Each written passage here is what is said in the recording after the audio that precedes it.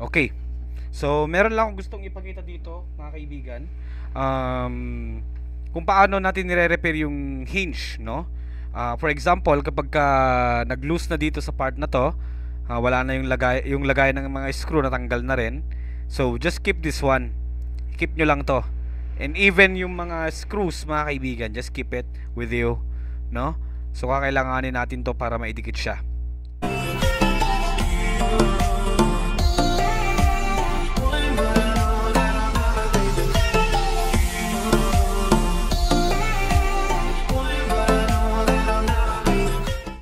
So, dito, pero kung sakali mang wala na to, mga kaibigan, pwede kayong kumuha dito ng bulak, yes, cotton, and shoe glue. Ang nakasanayan kasi natin gamitin, mga kaibigan, is yung tawag dito. So, dito sa part na to, parang, um, lalagay natin yung bulak dyan, mga kaibigan. And then, lalagyan natin ng shoe glue, tsaka natin bilisan na ilak dito sa part na to. Okay? May mga screws naman yan eh.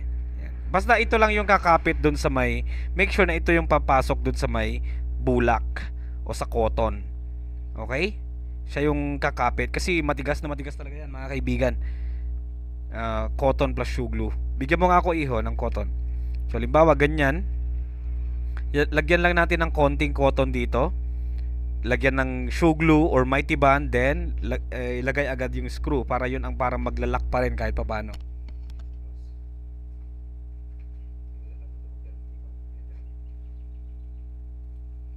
Kasimulatan.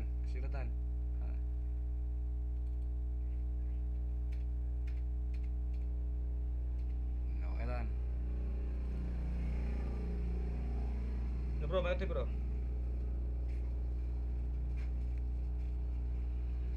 So, konting bulak lang yung ilalagay natin, mga kaibigan. Then, lagay natin dito. Masyado pang marami to. So, konti lang. Kahit ganito lang. Basta yung kasya lang dito.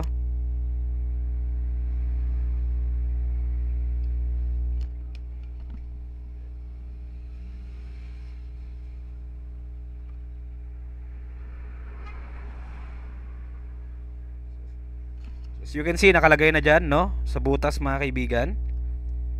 Then, lagyan ng shoe glue. Then, lagay natin to kaagad. Ito. Ni, yung screw, mga kaibigan. Yung lock. So, demo lang natin to, ha.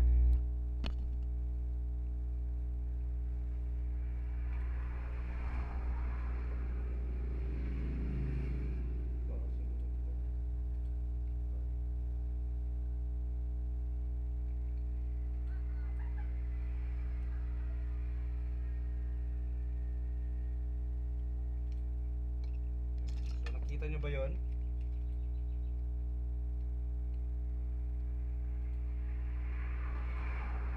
Basta i-fit nyo lang siya na ganyan. Wala na yung lagayan ng mga screws, ha. Kasi kapag ka na-broken na yan, wala na eh. So, nilagyan natin ng shoe glue yung cotton. And then, nilagay pa rin natin tong screw para magsilbing lock pa rin kahit papano. Tignan natin ang epekto. Pero if possible, mabilis yung kamay nyo dito. Huwag yung isa lang ang gagawin. Isinabay nyo na dapat yung iba. No? Or pwede rin nyo namang padikwatan. Basta lagyan ng cotton dyan. Okay? So, kuha pa kayo ng kaunting cotton.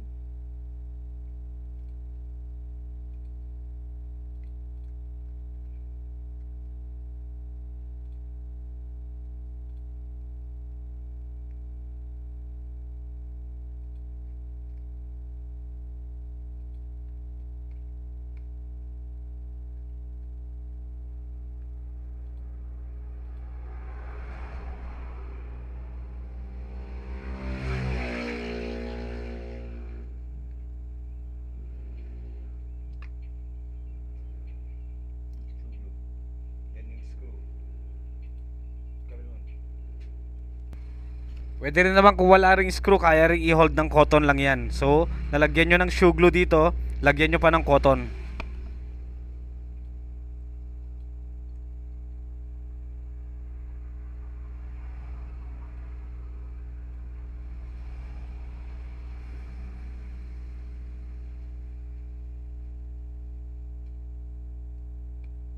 super tigas nito mga kaibigan.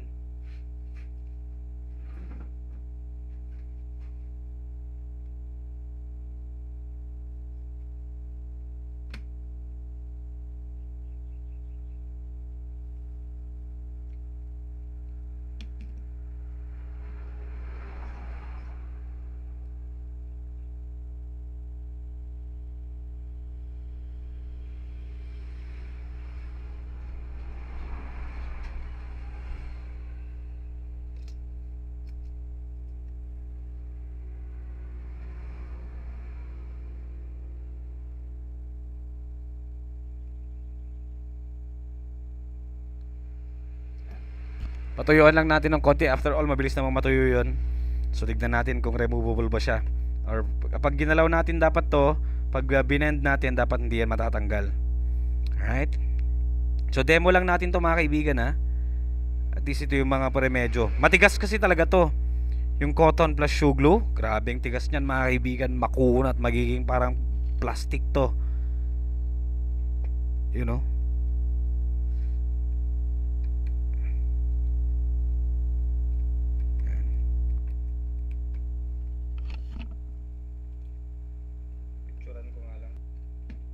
Alright, so testingin natin.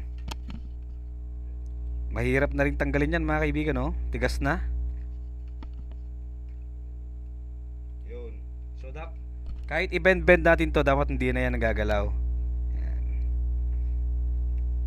See? Kahit ilang bend pa yan. Shoe glue and cotton. Or pwede rin namang mighty band plus cotton. Matibay yan. Alright. Let's go. Thank you for watching.